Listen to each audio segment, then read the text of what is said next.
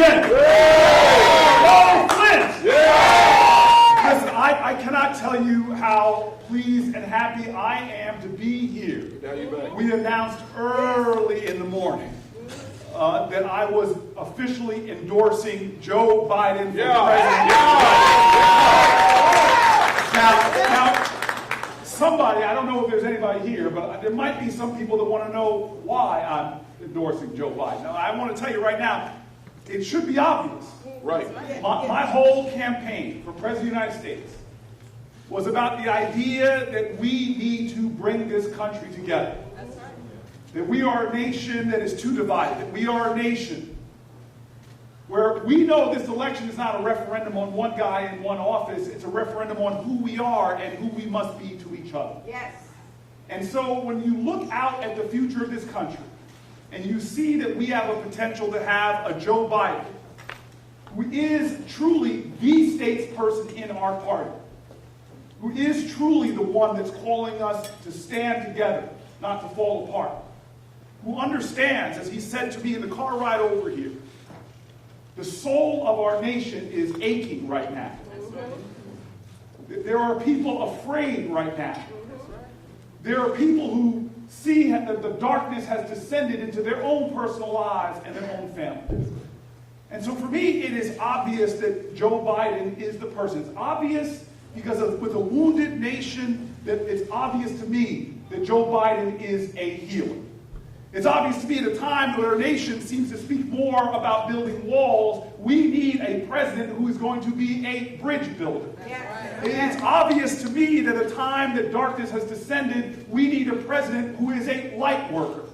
We have had enough of a president that does demeaning. It's time that we have a president that does redeeming. Yes, sir. I know that this is a moral moment in America.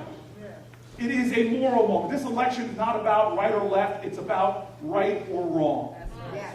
And so I am with a person that I know will be about right doing.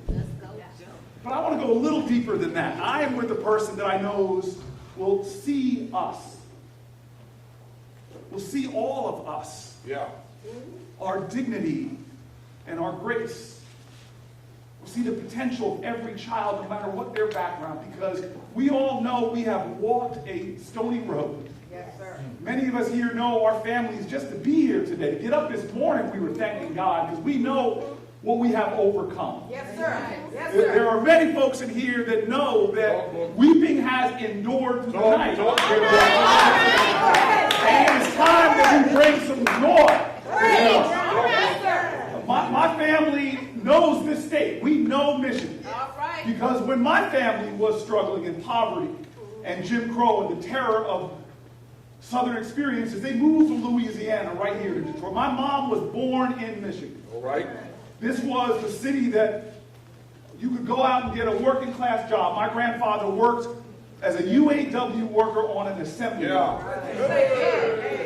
Member of a Baptist church right there in Detroit. All right. These were times that people were escaping trauma in the South and looking for hope on the horizon. It was a time when an honest job, where a union job. It was a time where a civil rights movement. It was a time when the promise of this country was not fulfilled, but we know what the great Frederick Douglass said: if there's no struggle, there is no progress. Yes, sir. Yes, sir. And so I want to just conclude by saying this. We have the right candidate. But we have got to yet show again, right here in this great state of Michigan, we've got to begin to show that we are ready for redemptive time. Yes, sir. We've got to show that we are ready for what we deserve.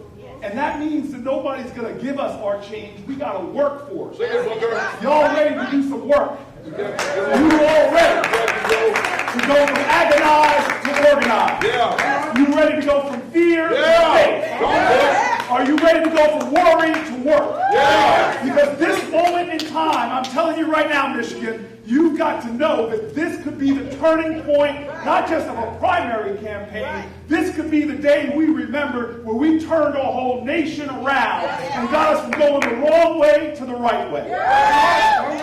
So I want to end with a story from my family. And I'll tell you, on both sides, my mama was born here in Michigan. My dad is from the mountains of North Carolina. And he was born to a single mom in Jim Crow South. And my father, he had some difficult times. His mama couldn't raise him and ended up being taken in by the community. And my father used to have just stories as a child. Most of them I know weren't true. I mean, God, I still remember, he was in Mountain, North Carolina. He started a story once. He goes, let me tell you about when the tsunami hit our town. I'm like, Dad, you were in Mountain, North Carolina. There's no way a tsunami could have hit your town. And Mr. Vice President, my dad got mad at me because I challenged him. He's like, boy, don't you disrespect me. You remember the Ten Commandments. You better honor your mother and father. And I'm like, okay, Dad, so tell me your story. So he tells us one story, Mr. Vice President, about him sitting in the back of the classroom. And the teacher walked in. It was the first day of school. And the teacher said, y'all in this classroom, I need to teach you all about self-esteem. Anybody in this classroom thinks you're stupid, I want you to stand up right now. And none of the boys and girls moved. They just sat there kind of confused by the question. The teacher stood there looking impatient. She goes, come on now, anybody thinks you're stupid, I want you to stand up right now. And my father said nobody moved. The teacher was looking upset, standing there staring at the kids. So finally my father said he pushed his chair back and stood up. And the teacher was kind of concerned. She goes, Mr. Booker, boy, what's wrong with you? You think you're stupid? You think you're dumb? And my father said, he scratched his head and said, shucks, ma'am, I don't think I'm stupid, but I didn't want you to be the only one standing. Wow.